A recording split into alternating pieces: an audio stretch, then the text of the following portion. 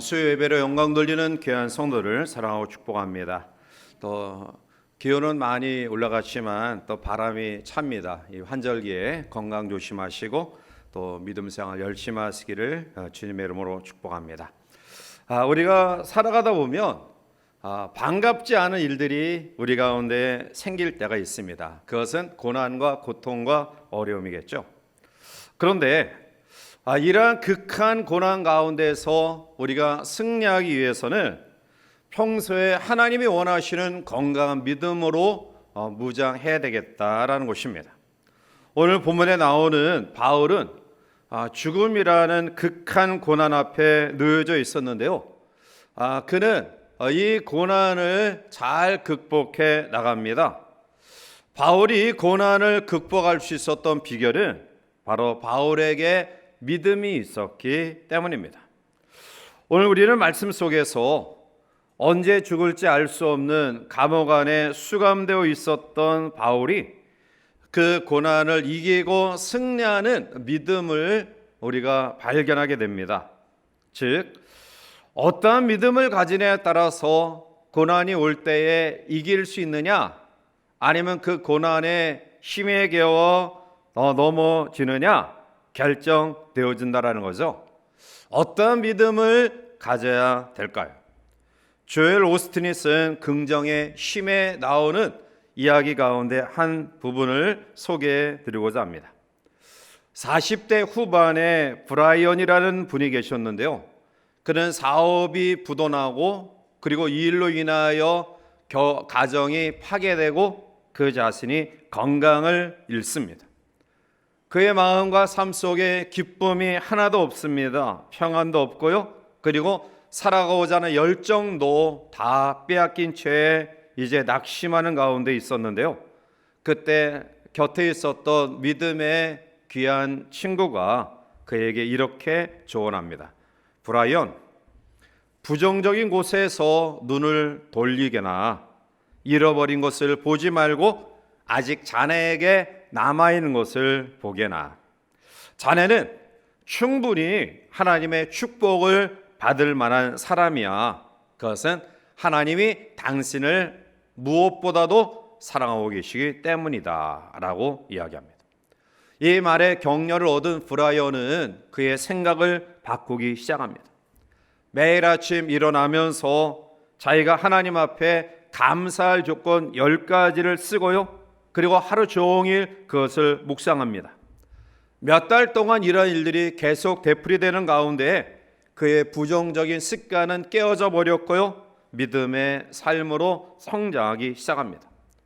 이러한 생각의 변화 속에 그의 삶의 환경들이 호전되기 시작합니다. 다시 일을 시작했고요.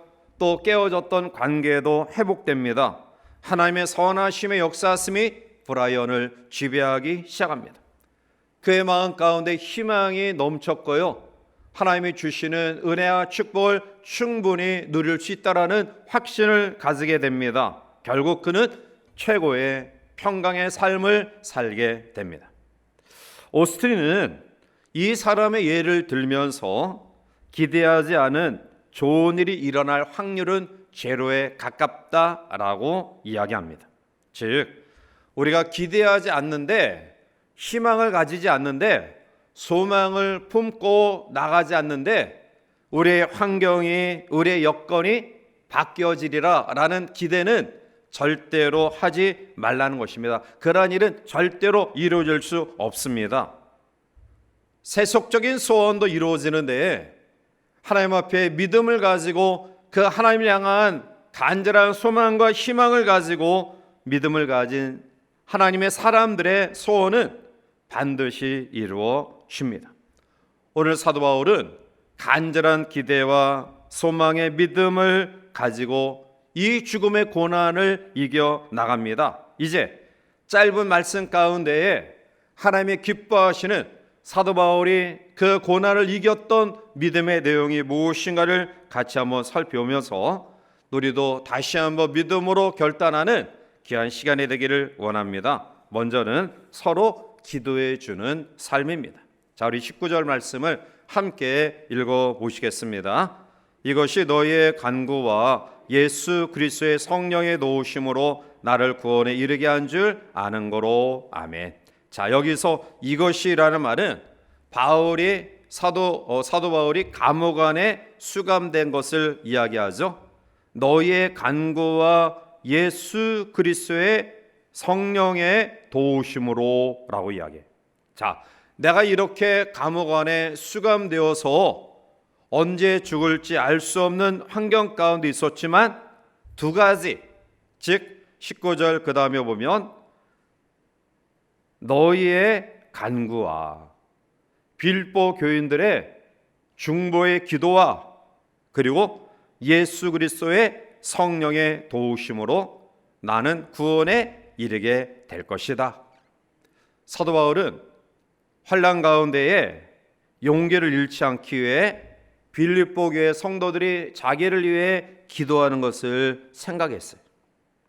그러자 자기에게 시기심을 드러내고 지난주에 살펴봤지만 괴로움도 주고 고통도 주고 심지어는 복음 전파를 잘못된 마음으로 동기가 잘못된 것으로 전하는 그러한 사람들을 잊게 돼요. 그리고 자기를 위하여 기도하는 그 고마운 사람들을 기억하면서 용기를 갖습니다. 누군가가 나를 위하여 기도해주고 있다는 사실을 인식할 때 그것처럼 힘이 생기는 그런 것이 없어요. 그런데 대부분의 사람들은 어떤 상황을 만나면 나를 해친 사람을 종일 생각해. 나에게 상처를 준 사람을 종일 품고 있어요. 그 마음에 기쁨이 있을 수 없죠. 그 마음에 행복과 평안이 있을 수 없어요. 그 사람을 미워하게 되고요. 미워하는 마음 속에 괴로움이 가득합니다. 이것이 바로 사탄이 우리에게 주는 마음이에요. 그런데 어떤 사람은 자기에게 은혜를 베푼 사람을 기억해. 자기에게 도움을 준 사람, 힘이 되어준 사람을 늘 기억해. 그러면 나에게 이러한 은혜를 끼친 사람이 있지. 이런 마음을 가지면서 이겨나갈 수 있는 거예요. 오늘 우리의 삶 속에는 해를 끼친 사람도 있고 은혜를 끼친 사람도 있어요. 항상 나에게 좋은 감정으로 대하는 사람들 관계 속에서 있을 수도 없고요. 또 항상 나를 비난하고 미워하는 그런 대적들 가운데서 우리가 살아가진 않아요. 우리의 주어진 삶에 이렇게 두 부류의 영향을 받으며 살아가는데, 그런데 대부분의 사람들은 은혜를 끼친 사람들을 쉽게 잊어버려요. 그리고 나에게 상처 준 사람만 계속해서 기억해요. 그러니까 우리의 시간에 많은 부분들을 불쾌한 생각을 하게 되고 또 상처 준 사람을 생각하면서 미워하며 괴로워해요. 결국 그의 삶은 기쁨을 잃어버리고 불행해질 수밖에 없습니다. 지혜로운 사람은 우리의 주어진 삶 속에서 상처를 받았을 때 해를 입힌 사람보다 은혜를 끼쳐준 사람을 생각하며 스스로 상처를 치료하는 사람이에요. 어느 병원에서 기도가 환자에게 어떠한 영향을 주는가에 대한 실험을 했는데요. 실험 결과 자원봉사자들의 기도의 대상이 되었던 환자들이 대체로 빨리 치료돼요. 다른 환자들보다 보호장치도 덜 사용하고요. 약도 덜 필요로 하고 완치율도 높아요. 반면 기도의 그러한 동력의 마음을 경험하고 받아들이지 않는 일반 환자들은 항생제나 이뇨제나 이러한 것들을 많이 요구하고요. 그리고 치료의 과정도 더뎌지는 그러한 것을 조사 결과를 우리에게 보여주고 있어요.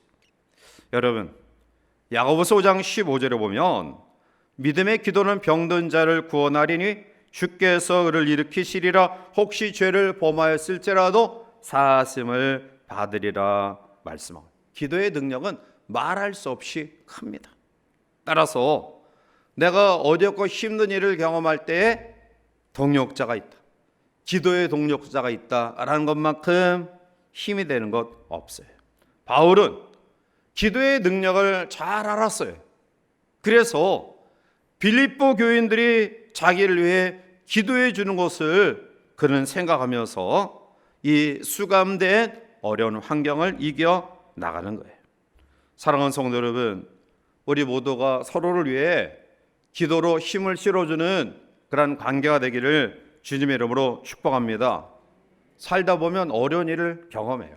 정말 나 혼자 일어설 수 없는 그런 아픔을 경험해요. 그런데 그때 옆에서 기도로 동력하는 사람들, 또 사랑하는 마음으로 기도해 주는 사람이 있으면 어느 순간에 내가 그 아픔과 고통을 이기게 돼요. 저도 목회하면서 어려운 일을 만날 때마다 목사님 힘내세요, 기도하고 있습니다, 이 말을 들으면 그 말이 얼마나 힘이 되는지 몰라요. 그래서 깔아앉다가도 이런 기도의 동력자들을 보면 다시 한번 용기를 가지고 일어날 수 있었습니다. 사도 바울은 배후에서 기도해 주었던 빌립보 교인들이 너무나 고마웠어요. 사랑하는 성도 여러분, 하나님의 종들을 위해 기도해 주면 기도해 주는 성도도 복된 삶이 열려질 줄 믿습니다. 이 세상에 가장 복되고 기쁜 일이 뭐냐 하면 누군가의 힘이 되어주는 삶이에요. 누군가의 위로자가 되어주는 삶이 가장 행복한 삶이에요. 여러분들이 여러분 주변의 사람들의 위로자가 되어주기를 바랍니다. 기도로 힘이 되는 성도들 되시기를 주님의 이름으로 축복합니다. 오늘 사도 바울이 수감된 환경 가운데서, 차디찬 감방 안에서, 언제 죽을지 알 수 없는 환경 가운데서 그 고난을 이길 수 있었던 비결은 자기를 위해 기도하는 성도들이 있다는 사실을 생각했기 때문에 그래요. 두 번째로, 어떠한 사람이 하나님이 기뻐하시는 복된 삶을 살아가는 사람이냐? 부끄럽지 아니하는 삶을 살아가는 사람들이. 자, 20절 넘어가서 우리 함께 보겠습니다. 나의 간절한 기대와 소망을 따라 아무 일에든지 부끄러워하지 아니하고 지금도 전과 같이 살든지 죽든지 내 몸에서 그리스도가 존귀하게 되게 하려 하나니. 아멘. 바울은 어떠한 일에도 부끄럽지 않은 삶을 살아가기를 소원했어요. 즉 선한 양심을 가지고 살아갔다는 것입니다. 사도행전 20장에 보면 바울이 에베소 교회 장로들과 헤어지면서 그들에게 마지막 고별 설교를 한 내용을 보게 되는데요. 그 가운데 사도행전 20장 33절에 보면 내가 아무의 은이나 금이나 의복으로 탐하지 아니하였고 라고 이야기하면서 35절에 그래서 내가 너의 본이 되었다 라고 이야기해요. 이처럼 성도는 하나님이 오시기에 부끄럽지 않은 삶, 말씀에 비추어 봤을 때에 부끄러움이 없는 삶, 주변에 믿지 않는 사람들이 바라볼 때에도 부끄러움이 없어야 돼. 요즘 예전에는 크리스찬, 논 크리스찬 이렇게 나눠졌어요. 그런데 요즘에는 크리스찬, 안티 크리스찬, 예수 믿지 않는 사람이 아니라 교회를 비난하는 사람으로 이렇게 구분되어져요. 그 비난의 강도가 엄청 크잖아요.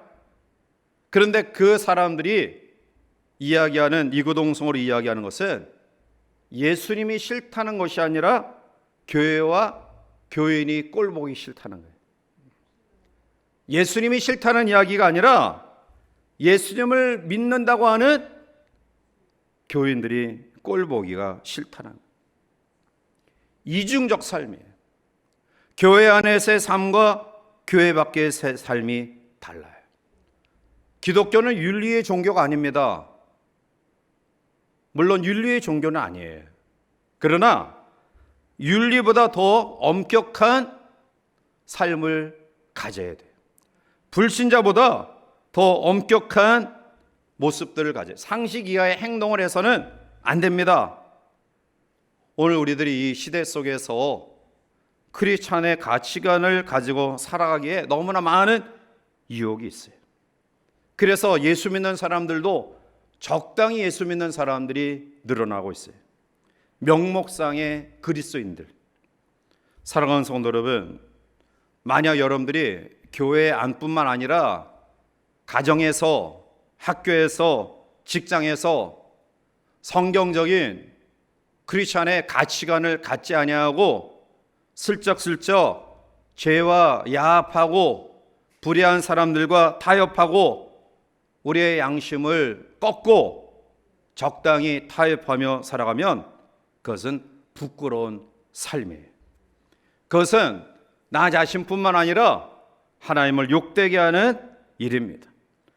오늘 우리의 모든 삶의 분야에서 크리스찬의 가치관을 가지고 살기 위해서는 용기와 결단이 필요해. 손해보더라도 이러한 마음을 가지고 살아가야 됩니다. 사랑하는 삶, 정직한 삶, 긍휼과 먼저 용서를 베푸는 삶, 나눔과 섬김, 평화, 이 모든 일들을 우리가 실천해야 돼요. 크리스찬들이 가지는 가치관을 우리가 놓쳐서는 안 돼요. 바울은 복음 때문에, 예수님 때문에 고난을 당하고 있어요. 다시 말씀드리면 성경적인 가치관을 실현하면서 살려가다가 지금 고난을 당하고 있어요. 그런데 바울은 그 고난을 기쁨으로 받아들이고 있습니다. 감옥 안에 갇혀 있으면서도 약해지지 않아요. 그는 결코 그리스도인으로서 부끄러운 삶을 살지 않겠다라고 다짐하고 있습니다. 어떠한 고난이 와도, 어떠한 역경이 와도 자기는 부끄럽지 않기를 원한다, 이런 마음을 가지고 있습니다. 하나님이 기뻐하시는 삶, 우리가 고난 속에서도 승리할 수 있는 그런 비결, 그것은 하나님 앞에 부끄럽지 않으면 용기 있고 담대해져요. 그런데 뭔가 캥기는 구석이 있으면 비굴해져요. 죄에 대해 굴복합니다. 악에 대해 무릎을 꿇어요. 왜냐하면 내가 약점이 있기 때문에, 부끄럽기 때문에 그렇게 비굴해져요. 그래서 적당히 세상과 타협하고 세상 가치관과 타협하고 살아가요. 그런데 하나님 앞에 부끄럽지 않으면 용기 있어요. 담대해요. 결코 어떠한 위협 속에서도 굴하지 않아요. 바울이 그러한 삶을 살았어요. 감옥 안에 죄수 아닌 죄수의 몸으로 그가 감옥 안에 있었지만 용기 잃지 않아요. 담대해요. 그것은 그가 부끄럽지 않은 삶을 살았기 때문이다. 세 번째로 바울이 하나님을 기쁘시게 해드리는 고난 속에서도 비굴하지 아니하고 담대할 수 있었던 비결은 20절 하반절에 내 몸에서 그리스도가 존귀하게 되게 하려 하나니 말씀합니다. 그리스도를 존귀하게 하는 삶이에요. 그리스도인이 된다는 말이 무엇을 가리킬까요? 그리스도인이 되었다. 내가 교인이 되었다. 이전에 행했던 잘못된 생각, 말, 또 이런 것들을 행하지 않은 것이 교인이 되는 겁니까? 그리스도인이 되는 겁니까? 착한, 좀 더 선한 일을 하게 되는 것이 그리스도인이 되는 겁니까? 물론 그것도 맞는 말씀이에요. 그러나 그리스도인이 된다라는 말은 그리스도가 내 안에 사시는 사람, 즉 우리의 가치가 내 삶의, 내 몸의 주인공이 바뀌는 것이 그리스도인이 되는 거예요. 예전에는 내가 생각하고 내 멋대로 판단하고 행동하고 그냥 하고 싶은 대로 말하고 그리고 살았지만 그리스도인이 되었다는 것은 이제는 내 주체가 나에서 그리스도로 바뀌는 거예요. 그래서 오늘 바울은 살든지 죽든지 내 몸에서 그리스도가 존귀하게 되기를 원한다 라고 말하고 있는 거예요. 그리스도를 존귀하게 한다, 이 말의 의미가 뭘까요? 존귀하게 한다라는 원어의 뜻은 크게 보여지게 한다, 확대하여 크게 보여지게 한다, 이란 뜻이에요. 바울은 내 몸에서 그리스도가 크게 확대해서 보여지기를 원했어요. 워렌 위어스비라는 분이 성도의 몸은 망원경과 현미경의 역할을 해야 된다, 이렇게 지적해요. 성도의 몸은 망원경과 현미경의 역할. 망원경의 역할이 뭐죠? 굉장히 멀리 있는 것을 망원경으로 보면 가까이 아주 크게 보여져요. 현미경은 뭐죠? 아주 굉장히 보이지 않는 조그만 미물을 확대해서 크게 보여지게 하는 역할을 하는 기구가 현미경이에요. 오늘 우리의 몸을 망원경으로 현미경으로 만들어야 돼요.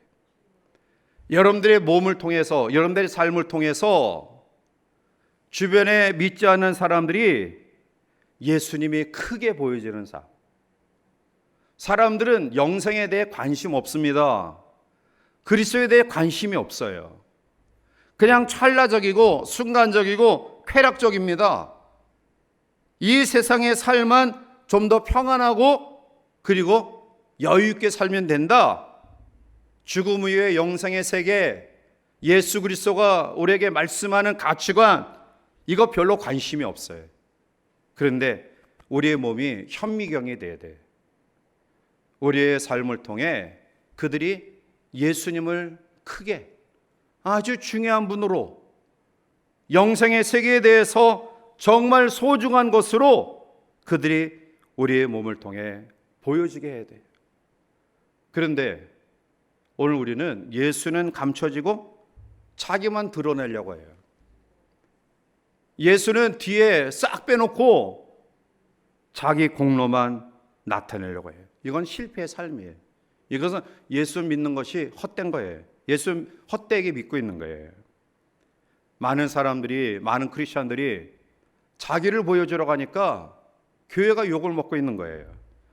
예수님을 보여주는 삶에 우리의 모든 신경을 집중하면 하나님의 영광이 드러나고 그리스도의 본질적인 그 귀한 천국의 세계, 평화의 세계가 나타나는데, 그런데 자기를 드러내는 삶을 사니까 자꾸 하나님이 욕을 먹는 거예요. 사탄은 여러분들에게 유혹합니다. 사람들이 너를 업신여기지 못하도록 해라. 내 권리, 내 주장을 포기하지 말고 그것을 더 강조하고 드러내라. 바보처럼 빼앗기지 말고 손해보지 말고 살아라.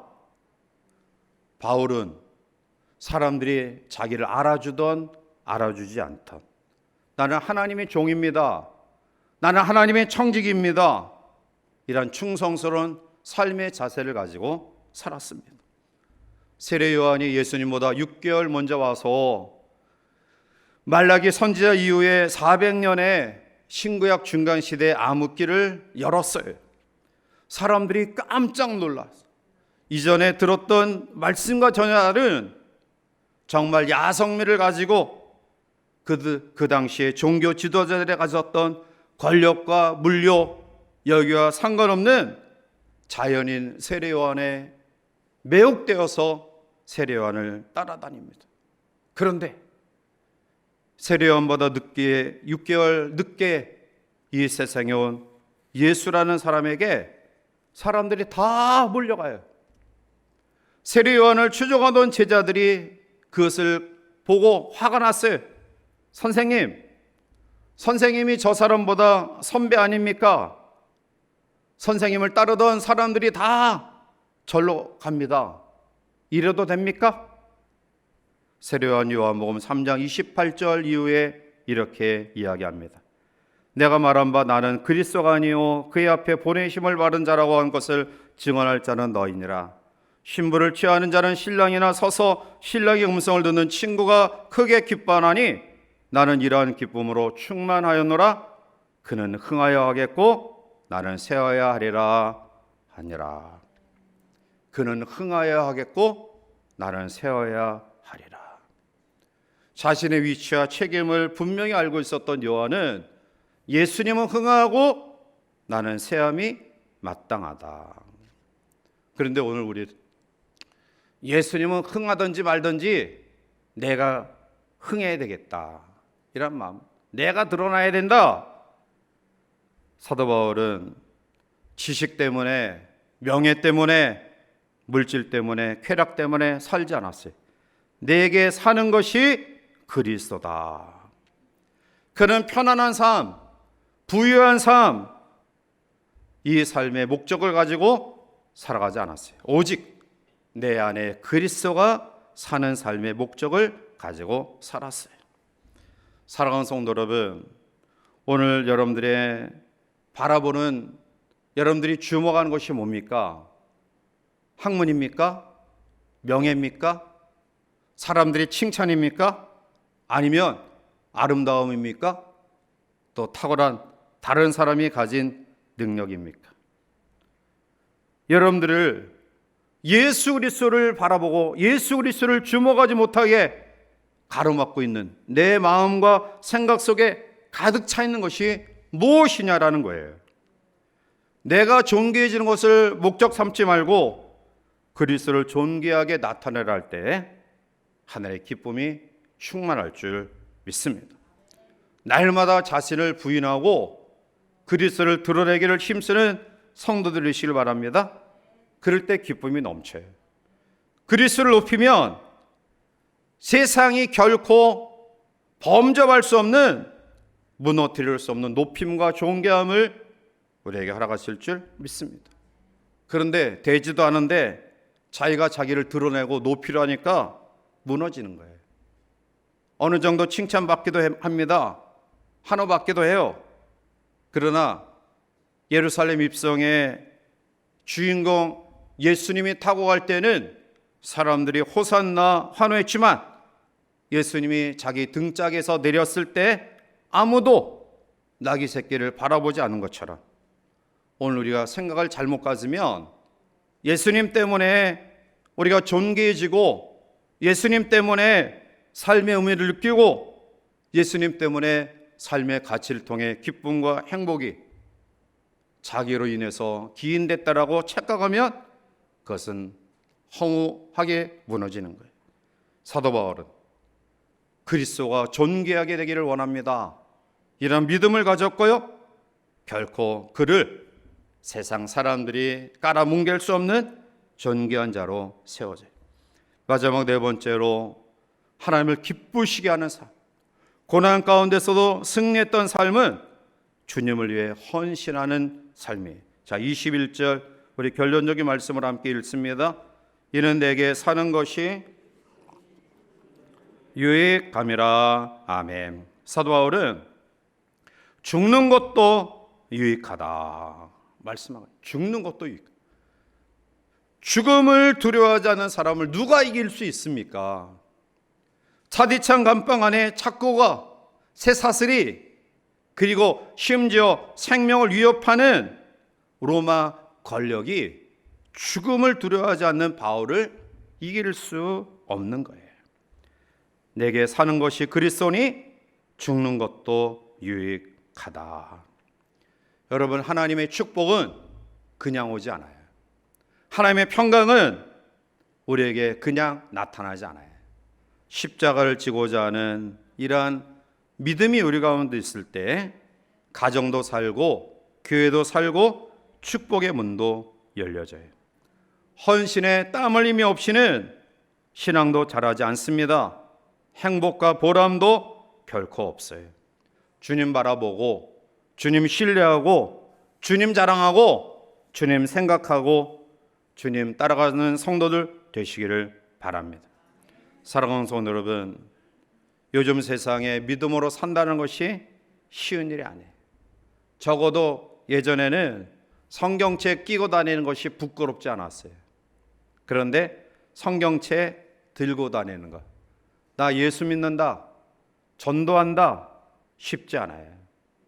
세상 사람들이 손가락질하고 비난해. 심지어는 교인들조차도 열심히 하고자 하는 사람을 비아냥거리고 또 냉소적인 태도로 받아들이는 사람이 있어요. 여러분, 믿음으로 힘든 시대에 성도들이 서로 격려하셔야 돼요. 믿음을 격려해 주시길 바라요.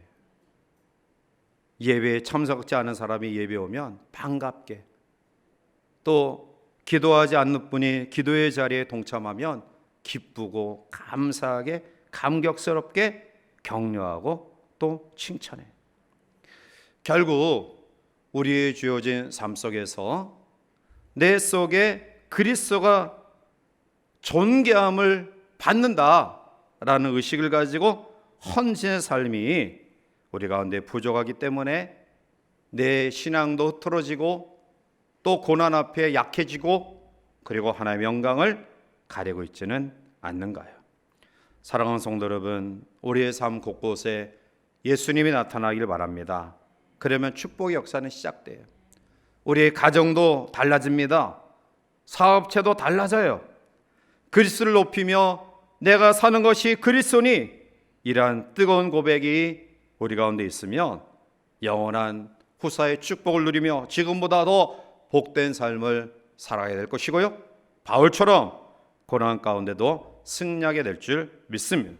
이제 말씀을 맺습니다. 여러분, 이 세상을 어떻게 살아오고 계십니까? 여러분들이 누리고 있는 젊음과 여러분들이 다른 사람보다 좀 더 여유 있게 누리는 편안함이 영원히 지속되리라 생각하십니까? 그래서 우리가 그것에 취하여 살아가고 있지는 않습니까? 또한 우리 주어진 삶을 매사에 불평하며 불만 속에 살아가고 있지는 않습니까? 한 번뿐인 우리 인생을 어떻게 살아가시기를 원하십니까? 성도는 항상 기뻐하고 범사에 감사하며 하나님의 영광을 위해 살아가야 될 줄 믿습니다. 오늘 이 시간 사도 바울이 고난에서 승리했던 것처럼 하나님이 기뻐하신 사람으로 우뚝 세워졌던 것처럼 이제는 서로 기도로 동력자들이 되시기를 바랍니다. 부끄럽지 않은 행동, 말, 삶을 사시기를 바랍니다. 그리스도가 존귀케 되는 나는 죽고 그리스도만 사는 삶이 있기를 원합니다. 주님을 위해 헌신하는 삶이 우리 가운데 있다고 한다면 바울이 감옥의 고난에서 능히 그 어려움을 극복하고 하나님께 영광 돌렸던 것처럼 오늘 우리들도 우리의 주어진 고난을 극복하고 하나님의 영광을 드러내는 승리의 삶이 우리 가운데 나타날 줄 믿습니다. 이러한 놀라운 은혜가 우리 가운데 가득하기를 주님의 이름으로 간절히 축원해 드립니다. 기도합니다. 사랑과 은혜가 충만하신 거룩하신 하나님, 이 밤도 우리에게 말씀 속에 고난 속에 어떻게 고난을 극복해 나갈 것인가, 하나님 앞에 요동하지 아니하는 믿음의 삶을 살아갈 것인가를 말씀 가운데 깨닫게 하시니 감사합니다. 하나님, 우리가 서로 기도로 동력하는 성도들이 되기를 원합니다. 주님 앞에 크리스천의 가치를 가지고 부끄럽지 않은 삶 살아가기를 원합니다. 내 몸이 그리스도와 존귀함이 드러나는 삶 살기를 원하며 죽는 것도 유익하다, 주님을 연신하는 삶이 우리 가운데 있기를 원합니다. 이제 새롭게 회복되어지는 이 과정 속에 우리의 이러한 변화된 삶을 통해 하나님의 영광이 높이 드러나기를 원합니다.